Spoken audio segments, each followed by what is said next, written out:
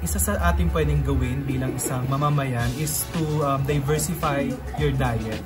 Like, pag may nakita kayong isang kakaibang pagkain na hindi kayo familiar, try to consume it, buy it, support our farmers, fisher folk, because eating is a political act. So kung ano yung nilagay mo sa plato mo, yun yung mag-create ng demand na sa mga farmers na i-cultivate din ito, i-produce, etc. And I think, second, isa sa pwede rin gawin is to know your roots. If from Batanes, from Lanao del Sur, or Visayas, ask your elders, ask your neighbors about this food, ano yung mga alaala nila sa pagkain, and document it and share it to everyone. You can be an ambassador of your own culture.